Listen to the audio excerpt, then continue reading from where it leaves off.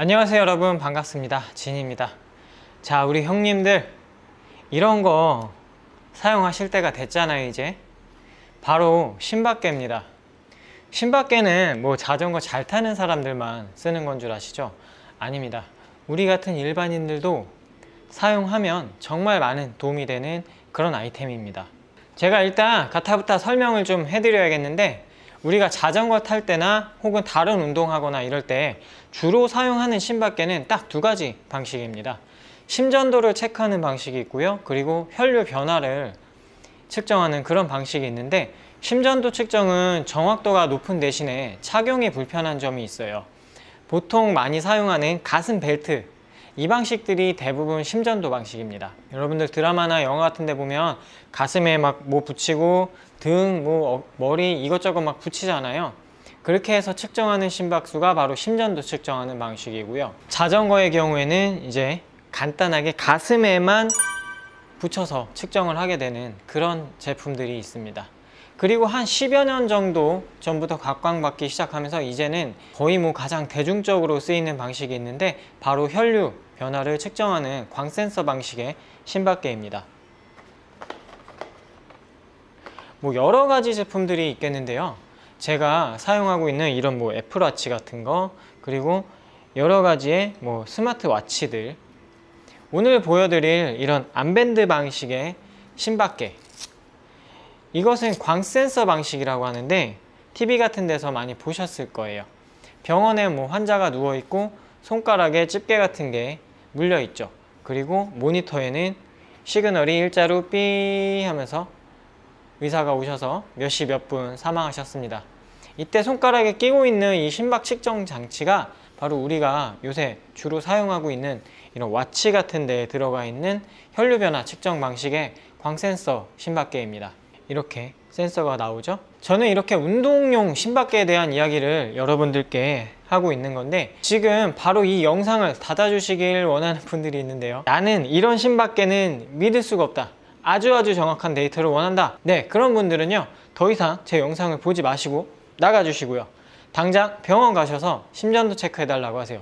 저도 한번 해봤는데요, 48시간 동안 가슴이랑 등이랑 여기저기 붙여놓고 무전기 같은 거 하나 가지고 있어야 되거든요. 그렇게 하셔서 시간이 지나서 병원에 갖고 가시면 의사분이 아주 상세하게 분석을 해주실 겁니다.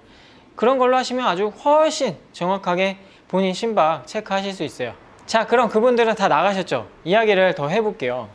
여러 가지 제품들이 많이 있는데, 오늘은 가슴 벨트 방식은 제외하고 손목이나 팔뚝 이런 데 차는 그런 간편한 방식의 심박계를 이야기해 볼게요. 저는 오랫동안 사용은 해봤는데, 이런 가민 같은 멀티 스포츠 와치가 제일 좋았던 것 같아요. 자전거 뿐만 아니라 달리기나 수영 이런 것들도 모두 측정이 가능하거든요.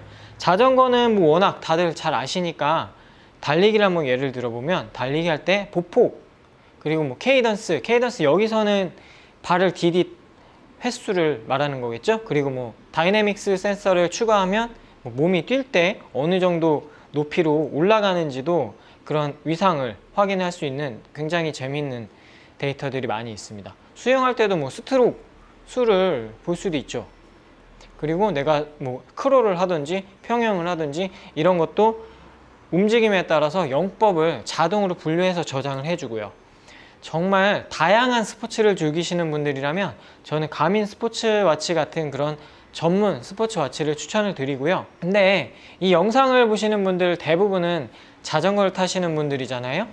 그리고 대부분은 자전거 운동하고 나면 심박수를 체크하거나 그럴 일이 거의 없죠. 근데 우리는 이미 속도계 같은 거는 다 있어요. 가민도 있고 와우도 있고, 요즘에 가성비 좋다고 나오는 55,000원짜리 95,000원짜리 이런 GPS 속도계들도 많은데, 여기에 심박수를 보기 위해서 몇십만 원짜리의 멀티 스포츠 와치를 사용한다? 이거 되게 오버스펙이란 말이죠, 그죠? 근데 우리는 단순하게 심박만 보여주는 기기가 있으면 정말 좋을 것 같아요. 가격은 저렴하면 좋을 것 같고, 그럼에도 불구하고 정확도는 얘네처럼 비슷하게 나와야겠죠. 맞죠? 다들 그렇게 생각하시잖아요. 손목에 차는 방식은 써보신 분들은 아시겠지만 이게 위치가 조금씩 바뀌어요, 라이딩 하면서. 이 광 센서 방식은 착용을 딱 했을 때 외부에서 이 초록색 불빛이 나오면 안 되게 딱 밀착되게 장착을 해야 되거든요. 근데 이게 손목에는 너무 꽉 조여져서 불편함이 느껴질 때가 있어요. 그래서 착용이 편안하면서도 정확도는 차이가 없고, 그래서 요즘 유행하는 게 바로 암밴드 방식의 신박계라고 하는데요. 제가 알기로는 이런 류의 신박계는 와후에서 나오는 티커핏, 그 제품이 거의 처음 나왔던 제품인 것 같은데, 뭐 다른 제품 있을 수도 있습니다. 저도 뭐 모든 걸 아는 건 아니니까. 이제 그거를 따라하는 제품들이 굉장히 많아졌어요. 뭐 3만원짜리, 뭐 5만원짜리, 요거는 이제 79,000원짜리고요. 저는 이제 이거를 계속 사용하고 있는데, 이 제품의 특징은 제가 조금 이따가 나중에 알려드릴게요. 일단 제가 신박계를 사용하는 저만의 팁을 하나 알려드릴게요. 이건 저는 이 밴드는 사용하지 않습니다. 아마 막 웨이트 하시고 그래가지고 팔이 되게 두꺼우신 분들은 이것도 이렇게 장착이 어려울 거예요. 저는 이렇게 밴드를 빼내고, 그리고 저지는 딱 달라붙잖아요. 그래 여기다가 그냥 이렇게 넣어줍니다. 그럼 움직임도 없고 조여지지도 않고 하니까 이 밴드를 차지 않았을 때랑 심박 차이도 나지 않고요. 그래서 요즘 가장 잘 사용하고 있고, 최근 1년 사이에 구매한 자전거 용품 중에서는 이게 두 번째로 마음에 들어요. 첫 번째로 마음에 드는 거는 오늘 영상하고는 상관이 없는 것 같긴 한데, 가민 속도계에 연결해 놓으면 자전거 탈 때 뒤에서 자동차나 뭐 저보다 조금 빠른 물체들이 접근할 때 속도계 상에서 알려주는 바리아라는 그 레이더 센서 있죠. 그게 이제 제일 마음에 들고요. 자, 요거는 비트 15라는 새로 나온 심박 센서입니다. 얼마 안 됐어요. 이제 요즘에 거의 판매되고 있는 대부분의 GPS 속도계들에 연결이 가능하고요. 그리고 블루투스 스마트를 같이 사용하니까 핸드폰에 연결할 수 있어요. 핸드폰 속도계 어플을 사용하시는 분들이 굉장히 많거든요. 근데 심박수를 추가함으로써 그 안에 데이터가 훨씬 풍부해지는 거죠. 어플 중에서는 스트라바 어플도 좋고요. 제가 써본 것 중에서는 폴라 어플도 실내 운동할 때 굉장히 좋더라고요. 웨이트 하거나 이럴 때는 시각적으로 내 심박수 존이 어느 정도 위치에 있는지 그런 거를 시각적으로 볼 수 있으면서 운동하기에는 정말 좋은 것 같아요. 물론 무료 어플입니다. 예. 그리고 요 비트 15라는 심박 센서는 샬렌이라는 회사에서 나온 거예요. 가상 파워미터 기능 있는 마일즈 속도계 아시죠? 거기 이제 제조사인데 전용 앱이 따로 있기 때문에요. 뭐 1분 동안 안정 심박 체크를 할 수도 있고요. 특히 이제 메모리 기능이 있어서 본인 심박 데이터만 따로 확인을 할 수 있어요. 데이터가 일주일씩 저장이 되고, 뭐 따로 실외에서 운동 많이 하시는 분들은 이 심박 자체에는 GPS 기능이 없어서 경로 확인을 할 수 없어요. 대신에 각 운동별로 심박 데이터는 정확하게 저장이 되니까 이것을 앱에서 연결해 가지고 심박 데이터들을 볼 수가 있고요. 또 하나의 장점이 최대 심박을 내가 커스텀해서 설정해서 여기에 입력한 다음에 이걸 단독으로 사용을 할 수도 있어요. 이 기능이 없어서 못 산다고 하는 와우 티커핏에 있는 메모리 기능하고 같은 역할을 하는 그런 기능입니다. 근데 이게 가격도 요거는 티커핏에 비해서 몇만 원 더 저렴하고 러닝 타임이 2배 정도 되거든요. 티커핏이 스펙상 30시간, 요거는 60시간. 제가 지난주에 가민 속도계에 로우 배터리 표시가 되는데도 1시간은 충분히 가더라고요.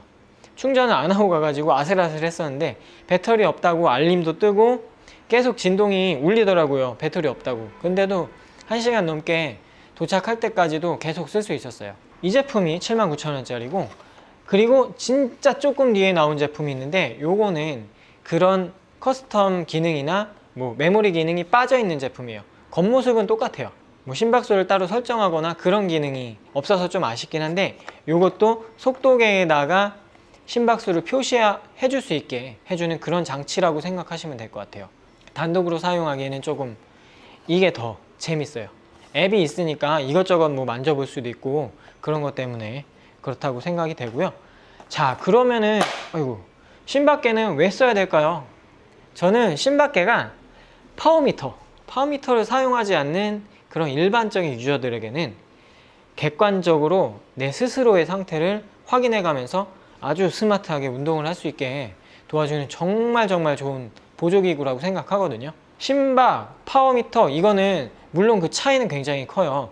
가격도 가격이지만 내가 힘을 주자마자 즉각적인 데이터를 보여주는 파워미터, 그리고 힘을 줬을 때 조금 지나서 반응하는 심장, 예, 심박수는 힘을 주자마자 확 올라가진 않아요. 그 이후에 천천히 올라가게 되는 거죠. 하지만 이런 것들이 본인 스스로 심박 트레이닝에 적응하게 되고 라이딩 하면서도 본인 페이스를 혼자서 충분히 조절할 수 있게 됩니다. 이 심박 트레이닝이라는 게 도움이 전혀 안 되는 게 아니에요. 그리고 뭐 최대 심박이라든지 이런 것들을 구하는 방법들은 정말 여러 가지가 있거든요. 뭐 보통 이런 분야에서 가장 권위 있는 게 ACSM, 그 가이드라인 운동 처방 지침서 같은 거 보시면은, 이거는 운동 처방 하시는 분들은 거의 교과서처럼 쓰이는 책이니까 여러분들도 관심 있으면 한번 구해서 보시고요. 거기에도 최대 심박 구하는 방식이 뭐 여러 가지가 있어요. 가장 기본적으로 쓰이는 220 빼기 자기 나이, 그리고 어떤 몸 상태를 가지고 있느냐에 따라서 다르고 나이대에서도 달라지거든요. 그러니까 최대 심박은 이론적으로 구하기는 사실 어려워요. 그래서 그 이론값이 정확하다고 볼 수는 없으니까 본인이 꾸준히 사용을 하면서 데이터를 쌓아 나가고 분석하다 보면은 나에게 맞는 최대 심박을 구할 수 있겠죠. 이런 것들이 충분히 스스로가 잘 알게 되었고, 그리고 적응이 잘 됐다. 그때는 이제 정말 여러분들이 끝이라고 생각하는 파워미터라는 장비를 제대로 사용할 수 있는 발판을 마련하게 되는 것이라고 생각해요. 결국에 심박계를 사용하는 거는 파워미터 가기 전에 충분한 연습 단계라고 생각하고, 물론 심박계만으로도 이걸 사용하지 않았을 때에 비하면 훨씬 효과적인 자전거 라이딩 하실 수 있습니다. 진짜요. 정말 해보세요. 자, 그럼 오늘 영상은 여기에서 마무리하도록 하겠습니다. 시청해 주셔서 감사드리고요. 그리고 다음에 또 다른 이야기 들고 오겠습니다. 안녕.